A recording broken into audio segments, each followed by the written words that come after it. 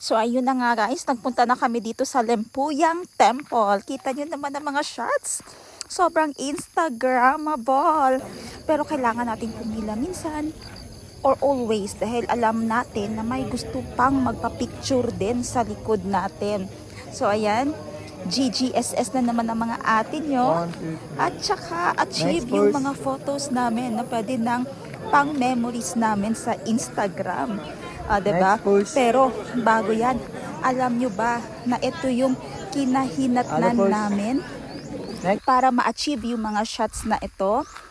Kailangan talaga na pumunta ng maaga. Ayan. Maaga na po kami yan. Alas 6 kami nakarating dyan. Ayan na yung mga tao. Ganyan sila kadami. 6:30 pa bago nag-umpisang magtawag ang photographer. Ibigay nyo lang po yung phone ninyo sa kanila at sila nang bahala.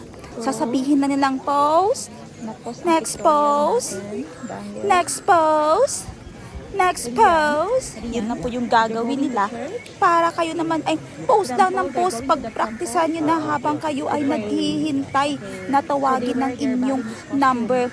At habang hinihintay nyo yan, punta muna kayo dun sa mga hagdan-hagdan. Magpa-picture muna kayo dun para naman madami kayong makulimbat na mga memories while nasa Lempuyang Temple kayo, para worth it yung pagpunta po ninyo dyan. Kasi alas 6, so kailangan mong gumising ng alas 5. Yung iba alas 5 andun pa lang para makakuha ng mga naunang numero. Dahil pag mas ano yung numero mo, number 1, number 2, number 10, automatic madali ka matatawag. Parang 3 minutes per person yun per number yun Ayan. So medyo naabala pa dahil simba nila niyan. Umaakyat pa sila. May mga dumadaan dun sa hagdan para pumunta sa temple. So ayan na nga. Kailangan mong magpraktisa ng pose mo para tuloy-tuloy ka dun sa Handara Gate or tinatawag nating Gate of Heaven. Yung number pala namin dito guys ay number 69 kami. Alas 6 kami nakarating ha. Number 69 yung aming queue. So from 6:30, ang dating namin dyan, natapos kami mga 9 na. Ayan. So expect kayong mga lugar, merong mga nagsisigarilyo, open for mga smokers. So pag hindi ka comfortable, alam mo nang gagawin, palayo-layo ka na lang.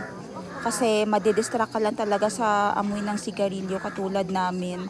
So, inaliw-aliw lang namin ang sarili namin habang naghihintay sa number.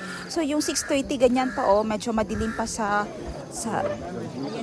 Lempuyang Temple or sa Bali. So, para ma-achieve nyo lang talaga yung picture nyo, mag-umaga po kayo. Para after 9, makalipat kayo sa iba't ibang mga tourist spot na pagpipicturean na rin.